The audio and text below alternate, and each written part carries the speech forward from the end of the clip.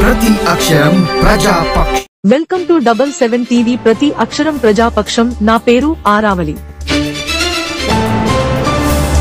నాటు సారా తయారీ చేస్తున్న వారిపై పోలీసుల దాడి. 20 లీటర్ల నాటు సారాతో ఒక మహిళ అరెస్టు. 400 లీటర్ల బెల్లం పులుపు ధ్వంసం.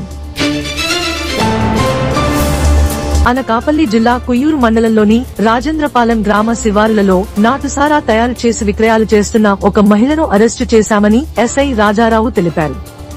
తమకు ముందుగా అందిన సమాచారం మేరకు తమ సిబ్బంది రైడ్ నిర్వహించగా 400 లీటర్ల బెల్లం పులుపును ధ్వంసం చేశామని, 20 లీటర్ల నాటుసారాతో దిబ్బా లక్ష్మి అనే మహిళ పట్టుబడ్డారని చెప్పారు. ఈ మేరకు ఆమె వద్ద నుంచి 20 లీటర్ల నాటుసారా స్వాధీనం చేసుకుని సదరు మహిళను అరెస్టు చేసి కేసు నమోదు చేసి రిమాండ్ కు తరలించామని చెప్పారు. ఆపరేషన్ పరివర్తన కార్యక్రమంలో జిల్లా పోలీసు ఉన్నతాధికారుల ఆదేశాల మేరకు సీఐ ఆర్ఎస్కే బాజీలాల్ ఆధ్వర్యంలో మండలంలో నాటుసారా నిర్మూలనకు ప్రత్యేక చర్యలు చేపట్టామని ఎస్ఐ చెప్పారు. ఎవరైనా నాటుసారా తయారీ, క్రయ విక్రయాలకు పాల్పడితే కఠిన చర్యలు తీసుకుంటామని హెచ్చరించారు.